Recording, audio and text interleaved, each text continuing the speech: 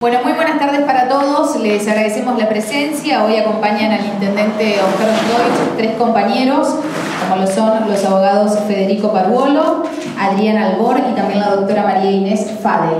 Así que les damos la bienvenida y vamos a comenzar a escuchar en primer lugar al intendente para que haga uso de la palabra. Bueno, a capela, no hay problema. Bueno, compañeras, compañeros, nos conocemos desde hace unos años. Ahí está. Nos conocemos desde hace unos años. Bueno, la doctora la conozco hace muy poquito, pero ya conozco hace un tiempo a los doctores. Son compañeros profesionales en la abogacía, con mucha experiencia, y yo no voy a hablar más, quiero que hablen ellos y que después le hagan las preguntas que quieran. Ellos vienen a charlar más que nada con los militantes y las compañeras y los compañeros de nuestra ciudad. Así que, no sé, ¿por quién empieza? ¿Arranco yo? Sí, arranco. Arrancamos, bueno. Acá. Bueno, buenas noches compañeros, realmente muy agradecidos por la invitación. No conocía a Capitán Sarmiento, los felicito, es un lugar hermoso, realmente. Da ganas de venirse a vivir. Bueno, la idea que teníamos el día de hoy era un poco de charlar con ustedes, no tanto con una exposición, sino charlar algunas cuestiones que nos cruzan en el día a día. Siempre somos peronistas, la militancia para nosotros pueden ser herramientas las redes sociales, pero nosotros estamos en el lugar y no es que vamos a tocar timbre en los lugares donde sabemos que antes los llamaron por teléfono y les preguntaron como si fuera una encuesta, qué opina de este, qué opina del otro, y después se fijan dónde tocan timbre. Nosotros estamos en el lugar porque somos peronistas y somos vecinos de la gente con la que militamos. En ese marco nosotros nos encontramos en una disparidad de condiciones porque del otro lado lo que tenemos es, no quiero faltar el respeto a los compañeros de prensa que están acá, pero bueno, cuando la prensa está direccionada y abandona el lugar de informar, lo que termina haciendo es formar. Forma en lugar de informar, y no es la formación como uno espera de la escuela, forma en otras cosas, forma en ideas, y a veces esas ideas no son muchas veces no son ni siquiera ciertas. Yo siempre cuento la anécdota de Orson Welles, no sé si les suena Orson Welles, el escritor que hizo La Guerra de los Mundos. Ese hombre, desde una radio, le hizo creer a todo Estados Unidos una cosa tan ridícula como que los estaban invadiendo extraterrestres. Los yanquis llenaban la camioneta de comida, se cruzaban la escopeta y se iban a la montaña a esperar a los extraterrestres para resistir. Un hombre desde una radio. Cuando vos tenés el 90% de los medios, le puedes hacer creer a la gente que el cielo es verde y no van a mirar para arriba, si total ya hay un medio que está diciendo que el cielo es verde, ya es suficiente. Entonces nosotros tenemos que romper esa hegemonía de lo que está entrando en nuestras cabezas a través de los medios, porque incluso han tenido la inteligencia de empezar a cruzar esa propaganda en programas supuestamente, digamos, han conseguido empezar a meter en los programas de la tarde, en los programas de Chimentos, la cuestión política, ¿no? Esto arranca para la época del marido de la hija de Calabró, digamos. Entonces consiguieron, al meter un chanchullo en todo eso, consiguieron que hablara Rial, que hablara la nieta de Mariano Mores. Bueno. Entonces, ¿qué tenemos nosotros? Tenemos una obligación que es parecida. No quiero irme con cuestiones digamos, que nos escapan. Hay algo que se llama la alegoría de la caverna. No quiero molestarlos con temas filosóficos, pero la alegoría de la caverna lo que dice es, se imagina un grupo de personas que nace adentro de una caverna y que toda su vida está dentro de una caverna. La caverna lo abriga del frío, digamos, un lugar no es muy agradable, pero uno siempre está mirando para una pared y lo que ve son solamente sombras, ¿no?, de lo que pasa afuera. Uno se escapa de la caverna y ve que hay árboles, que hay animales. Se siente obligado a volver a la caverna para contarles a los demás. Lamentablemente los demás lo terminan matando, ¿no? Pero digo, nosotros, si nosotros sabemos la verdad, tenemos que tratar de salir a comunicársela a la gente que todavía está dentro de la caverna viendo nada más que las sombras, aunque corramos el riesgo de, no creo que nos maten, ¿no? Pero sí entiendo que cuando nosotros tenemos nuestra verdad, la tenemos que salir a contar a los demás. Y en ese orden de ideas, si para algo estudiamos historia, es para no repetir los errores del pasado, ¿no? Digo, si vos pones agua a 100 grados, va a hervir siempre. No es que esta vez no va a hervir, como el agua a 100 grados, siempre el agua va a hervir a 100 grados. ¿Qué quiero decir con esto? Si vos abrís las importaciones, si vos no protegés, lo que vas a tener es una destrucción de la industria. Y no es que ellos no lo sepan. Este gobierno vino, el gobierno nacional de Macri, vino a instalar un plan de miseria, un programa de miseria planificada. Vinieron a destruir la industria. Ellos saben perfectamente que cuando vos no protegés, cuando vos abrís las importaciones, lo que terminás haciendo es destruir la industria. Vos destruís la industria, se genera desocupación. Se genera desocupación, ¿qué tenés? Los trabajadores compitiendo con otros trabajadores para conseguir el poco trabajo que hay. Y eso disminuye las expectativas del trabajador. Si hay mucha demanda de trabajo, el valor del trabajo sube. Si hay mucha oferta de trabajo, el valor del trabajo baja. Entonces aceptamos paritarias a la baja, aceptamos paritarias donde los salarios suben por debajo de la inflación. El gobierno de la Rúa directamente lo que hizo fue bajar del 13% a los trabajadores estatales y a los jubilados. Este gobierno le bajó el 13% a todos. ¿Por qué? Porque hizo que las paritarias se cerraran por debajo de la inflación. Y todas estas cosas pareciera que no nos damos cuenta. Se va perdiendo el poder adquisitivo del salario y esto es algo que está planificado. Ya Macri, cuando era el empresario Macri, no el candidato Macri, él decía que había que bajar los costos y que el salario era un costo. Y hoy tiene el poder.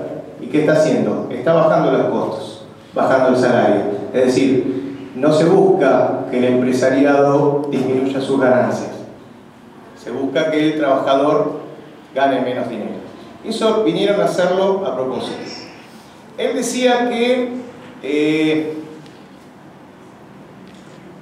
bajar la inflación era lo más fácil que había. Bajar la inflación es lo que menos me interesa. La menor preocupación es bajar la inflación. Es algo que vamos a hacer rápidamente.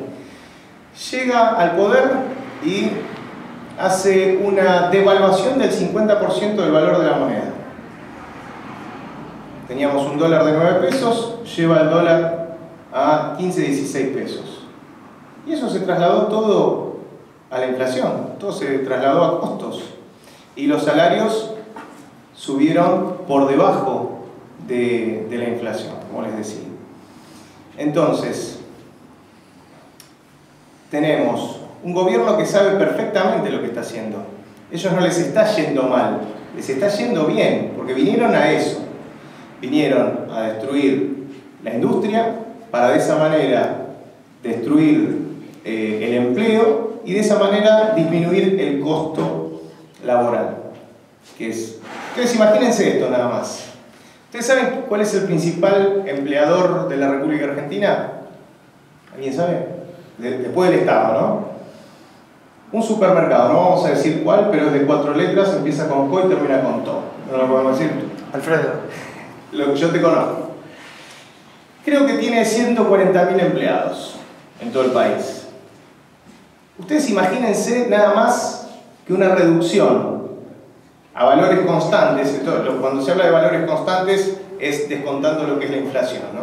Imagínense que un empleador de 140.000 personas consigue disminuir un promedio de 1.000 pesos por mes, o sea, el salario, a sus 140.000 empleados. Sin vender una lata de arvejas, 1.000 por 140, 140 millones. son 140 millones en un mes. Multiplíquenlo por 13, que son 12 salarios, y el aguinaldo. Ya esa no me sale. La otra era más fácil. Sí, 1.800, 1.900 millones. Sin vender una lata de arvejas, solo por bajarle el salario a sus empleados. ¿Se entiende lo que estoy diciendo? Vinieron a eso. Y nos venden que la bonanza va a venir después. Esto hay que tener fe, hay que tener alegría. Ustedes fíjense si en los spots de campaña del PRO hay alguna propuesta. No hay una propuesta, hay todos términos, hay entelequias. Votemos por el crecimiento del cambio. ¿No? ¿Qué es el crecimiento del cambio? Todas estas cosas son para nuestros compañeros que lamentablemente muchos no están interesados en la política, muchos han sido defraudados, han creído, han comprado ese discurso de que la política es mala y que los políticos son todos iguales y que no te metas en eso porque es sucio.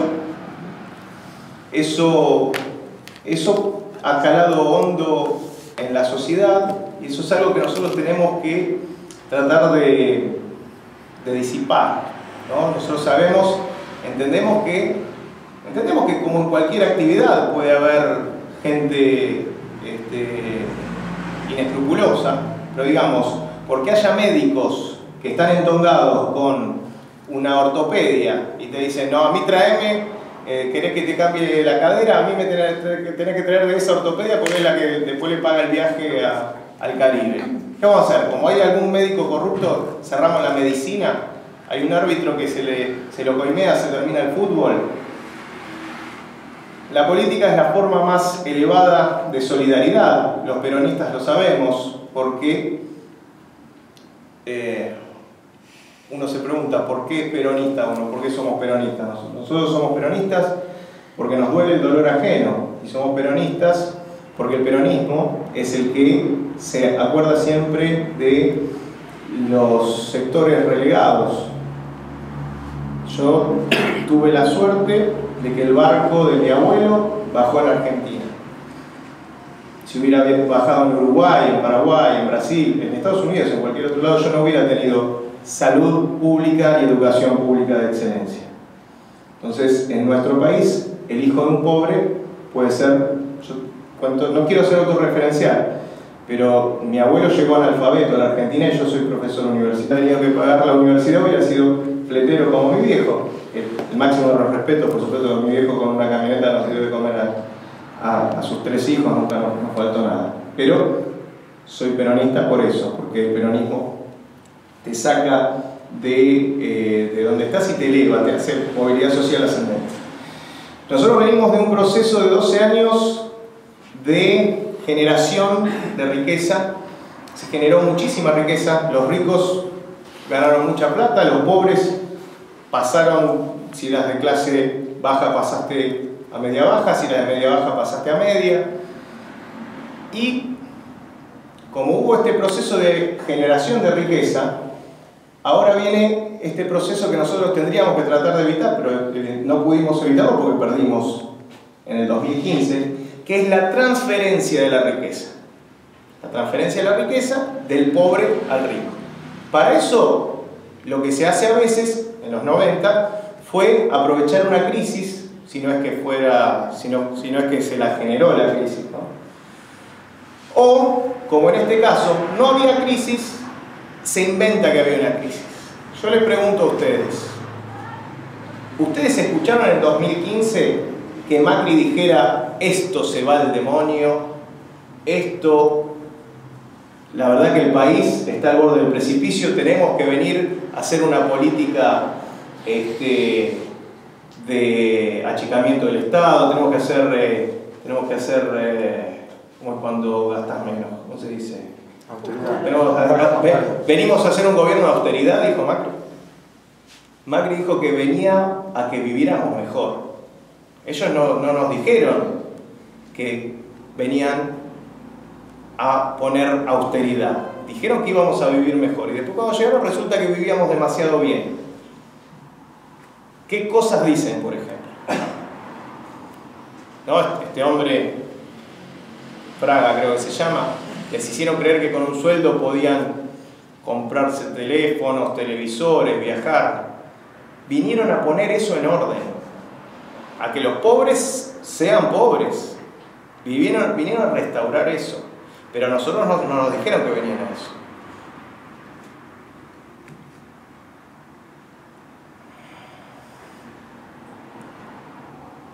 Ellos no dijeron que venían a esto, ellos dijeron que venían a que viviéramos mejor.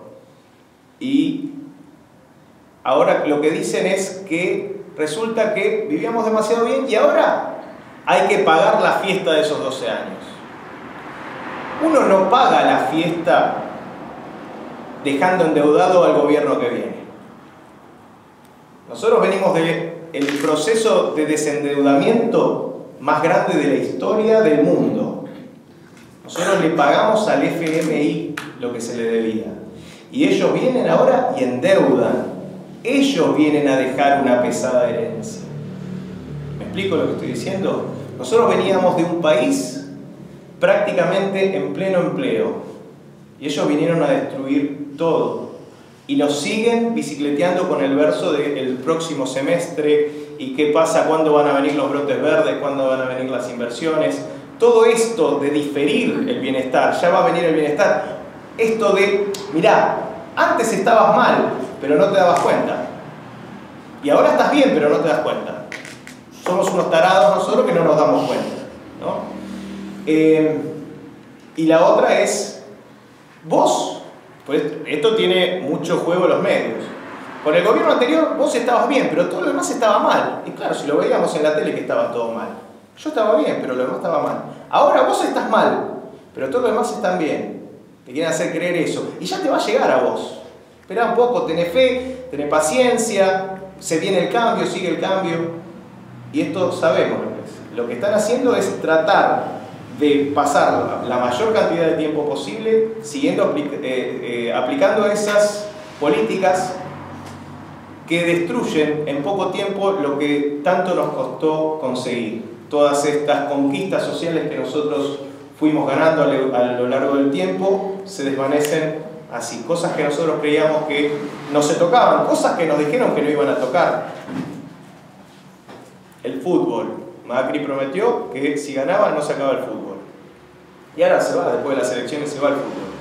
Y claro, bueno, ¿cuántos jardines de infantes puedes hacer con lo del fútbol? Pero después no los hacen los jardines de infantes.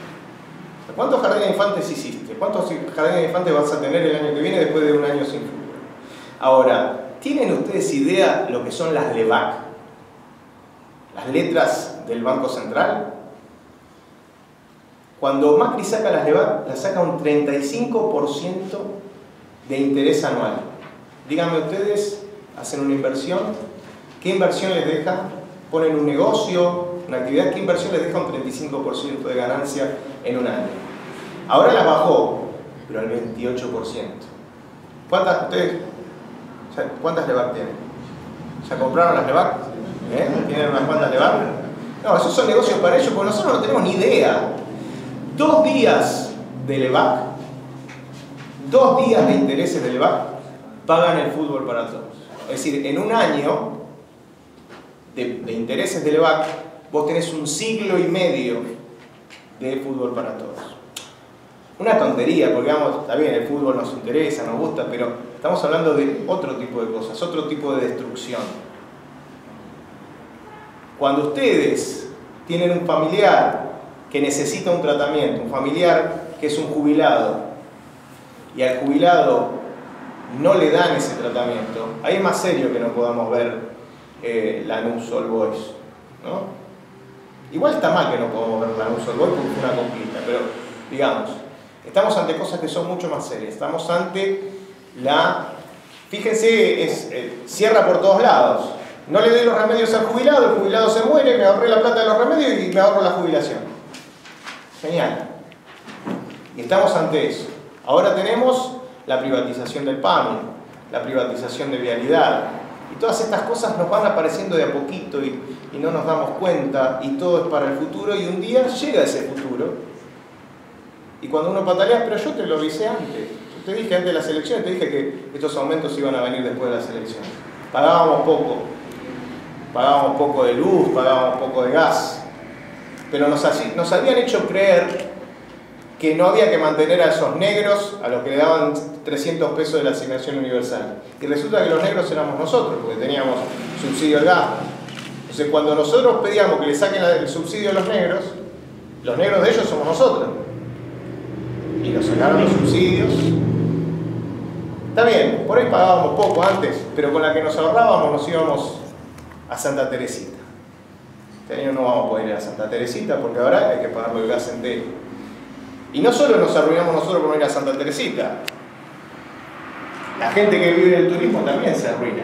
Entonces vos entras en una espiral de decadencia, de la destrucción de todo, y bueno, la solución es que nos pongamos a hacer cerveza artesanal. Porque eso es lo que quieren. Quieren que nosotros nos dediquemos a cosas boutique que les puedan servir a ellos. Compañeros, les deseo muchísima suerte en las próximas elecciones y el tiempo que queda a seguir militando y a cambiarle, no digo cambiarle la cabeza, pero sí abrirle un poco los ojos a los vecinos. Nosotros salimos de la caverna y ahora les tenemos que contar a ellos lo que vimos. Muchas gracias.